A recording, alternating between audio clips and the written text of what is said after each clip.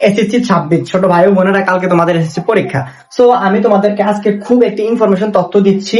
দেখো তোমরা কিভাবে পরীক্ষার খাতায় রোল নম্বর, রেজিস্ট্রেশন নাম্বার, বিষয় কোড এগুলো ফিল আপ করবা সতর্কতার সহিত সঠিক নিয়মে। আজকে আমরা তা দেখাবো। যেহেতু তোমাদের কালকে পরীক্ষা, সো তোমাদের এই একটা জিনিস মনে রাখবা, এই একটা ভুল সিদ্ধান্ত, একটা ভরাট বৃত্ত ভুল ভরাট, একটা অন্য নাম্বার ডিজিট ভুল লেখা তোমার সারাটা জীবনের কান্না। কেননা তোমার রেজাল্টটা কখনোই আসবে না, তুমি যতই ভালো পরীক্ষা দিয়ে থাকো না কেন। তো দেখো আমরা আজকে তোমাদেরকে সঠিক নিয়মটা দেখাচ্ছি। আমি তোমাকে 3টা নির্দেশনা দিচ্ছি। একটা হচ্ছে কালো বল পেন ইউজ করবা, এই ধরনের বল পেন ইউজ করবা, এই ধরনের, কখনোই জেল পেন ইউজ করবা না। তুমি এই কোনটা ইউজ করতে পারো, ম্যাটাডোর অথবা ম্যাটাডোর হাই স্কুল ইউজ করতে পারো, অথবা ম্যাটাডোর অল টাইম, এগুলো তুমি ইউজ করতে পারো, ঠিক আছে। বাট আদার্স কালি, নীল কালি, লাল কালি, সবুজ কালি না, শুধু একমাত্র কালো কালির বল পেন ইউজ করবা, ঠিক আছে। 2 নাম্বারটা হচ্ছে বৃত্ত ভরাটটা সম্পূর্ণ করবা। সাপোজ মনে করো এখানে একটা বৃত্ত এরকম দেওয়া আছে 6, এই বৃত্তটা সম্পূর্ণভাবে পূরণ করতে হবে, সম্পূর্ণভাবে তুমি এরকম নিয়মে করে এরকম ভাবে করবা, সম্পূর্ণ নিয়মে। দেখছো সম্পূর্ণ নিয়মে বৃত্তটা কি করছি, ভরাট করছি। এটা হচ্ছে রাইট ওয়ে। বাট তুমি যদি এভাবে করো, মনে করো 6 এরকম যদি করো, এটা সম্পূর্ণ নিয়ম হলো না। অর্থাৎ এভাবে বৃত্ত ভরাট করা যাবে না, বৃত্তটা এইভাবে ভরাট করতে হবে। দেন তারপরে হচ্ছে বৃত্ত ভরাটটা যথাস্থানে হতে হবে। তোমার নাম্বারের ডিজিট হচ্ছে 2, তুমি 2 এর ঘরে যদি বৃত্ত ভরাট না করে, তুমি যদি 6 এর ঘরে বা 3 এর ঘরে বৃত্ত ভরাট করে থাকো, 3 এর ঘরে, তাহলে এটা হচ্ছে বৃত্ত তুমি সম্পূর্ণ নিয়মে করলা, বাট তোমার নিয়ম হচ্ছিল এই ঘরে করা, তুমি এই ঘরে না করে এই ঘরে করছো, তাহলে এটা রং। তোমার যেই ডিজিটটা তুমি উপরে লিখবা এই ডিজিটটা করবা। দেখো আমি তোমাদেরকে সর্বপ্রথম কিভাবে তুমি কালকে পরীক্ষা খাতাটা পাবা, পাওয়ার পরে তোমার পরীক্ষা খাতায় প্রথম ফ্রন্ট পেজে, একদম প্রথম পেজে এমন একটা দেখা যাবে, চিত্র দেখা যাবে, এমন একটা জিনিস। এখানে প্রথমে থাকবে তোমার পরীক্ষা, কি পরীক্ষা দিচ্ছ সেই পরীক্ষাটা, দেন তারপরে থাকবে রোল নাম্বার, দেন তারপরে থাকবে রেজিস্ট্রেশন নাম্বার, তারপরে থাকবে বিষয় কোড, তারপরে থাকবে অতিরিক্ত পত্র, ঠিক আছে। সর্বপ্রথম তুমি যখন তোমার খাতার হাতে পাবা, তোমার কাছে অবশ্যই প্রবেশপত্র নিয়ে পরীক্ষা হলে যাবা।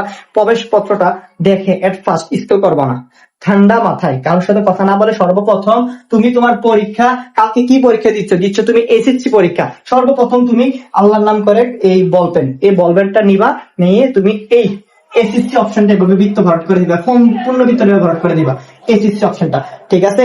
দেন তারপরে তোমার কাজ হচ্ছে, তুমি তোমার মুখস্থ লেখার দরকার নেবে, যতই মুখস্থ পারো তুমি একদম তোমার প্রশ্নটা কিপ টু কিপ পয়েন্ট, প্রত্যেকটা ডিজিট চেয়ে চেয়ে রোল নাম্বার লিখবা। সাপোজ তোমার রোল নাম্বার হচ্ছে এটা, তোমার রোল নাম্বার পরীক্ষা হলে এটা, তখন তুমি প্রথমে এটা লিখবা 1, তারপরে 2, তারপরে 1 5, দেখছো আমি কিন্তু অলরেডি ভুল করে ফেলছি, এরকম ভুল করা যাবে না।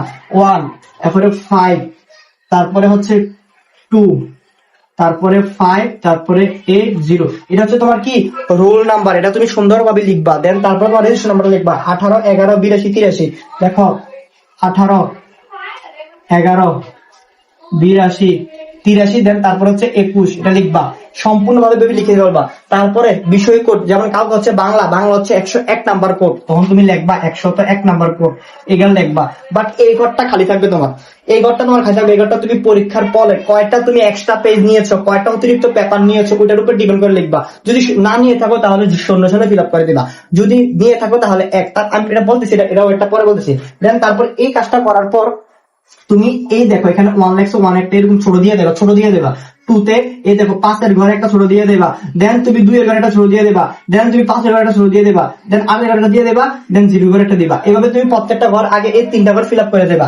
দেন 1, তারপরে 8, তারপরে 1, তারপরে 1, তারপরে 8, তারপরে 2, তারপরে 8, তারপরে 3, তারপরে 2, তারপরে 1, এগুলা দিয়ে কিন্তু একটা চেক আপ করে যাবা, দিয়ে তুমি কি করবা, একটা চেক আপ করে যাবা অবশ্যই, ঠিক আছে।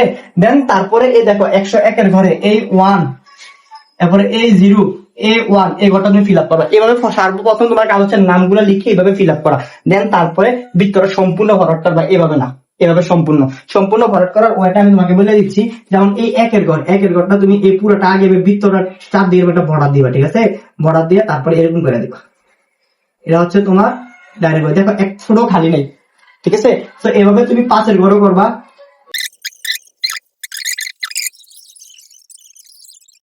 দেন তারপরে তোমার কাজ হচ্ছে তুমি এটাকে আবার মিলে একবার এই 1 এর ঘরে হয়েছে কিনা, 5 এর ঘরে হয়েছে কিনা, 2 এর ঘরে হয়েছে কিনা, 5 এর ঘরে হয়েছে কিনা, 8 এর ঘরে হয়েছে কিনা, 0 ঘরে হয়েছে কিনা, যদি হয় তারপরে তুমি তোমার পরীক্ষার পরবর্তী কার্যক্রমে চলে যাবা, স্কেল করবা, স্কেল করে তখন তোমার প্রশ্নপত্র হাতে দিবে, তুমি দেখবা ভাই এটা কিন্তু তোমার এই ঠিক সেম পেজ কিন্তু তোমার এই অপশনটা ব্যতীত কিন্তু তোমার ওএমআর শিটে দেওয়া হবে, ঠিক আছে।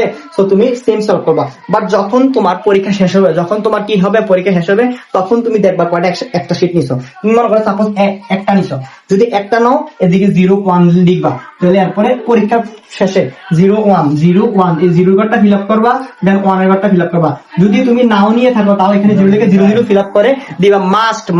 আর তারপরে তোমার কাজ হচ্ছে, এটা লেখার পরে তোমার কাজ হচ্ছে, এটা তো তুমি করছো, করার পরে তোমার কাজটা হচ্ছে তুমি এই দেখো, তুমি যদি এক্সট্রা পেজ নিয়ে থাকো, অবশ্যই তোমার টিচাররা তোমাকে একটা মার্কশিট দিবে। কি দিবে? তোমাকে একটা মার্কশিট দিবে।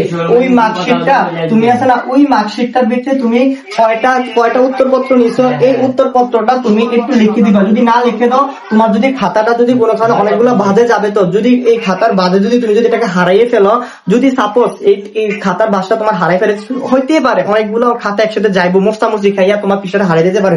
তখন যদি তুমি বোর্ড চ্যালেঞ্জ করো, দুনিয়ার যাই কিছু করো, তুমি কিন্তু তোমার এই উত্তরপত্রটা ফিরে পাবা না। তোমার রেজাল্ট মনে করো A+ থেকে 5, এইখানে তুমি 5 মার্ক পাওয়া ছিল, এখানে তুমি A+ পাওয়ার যোগ্যতা ছিল, তুমি এটা পাইবা না। তো তোমরা একটু সেন্সিটিভ, কিন্তু সেন্সিটিভ সতর্কতার সহিত কাজগুলো করবা, ঠিক আছে।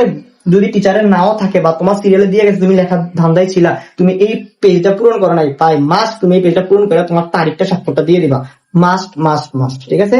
এ হচ্ছে তোমাদের প্রসেস। তুমি এই কাজগুলো সতর্কতার সহিত করবা, তাহলে তুমি রেজাল্ট ইনশাল্লাহ তোমার ভুল আসার কোনো সম্ভাবনা নাই। তোমরা এই কাজগুলো ভুল করে দিয়ে আসো, ভালো পরীক্ষা দিয়ে আসার পরও পরীক্ষার রেজাল্ট আসে না, আসে ফেল, তখন বোর্ড চ্যালেঞ্জ করো, কত কিছু করো, লাভ হয় কি? বাট তোমার একটা অসচেতনতার কারণে তুমি এই ভোগান্তিতে থাকতেছো।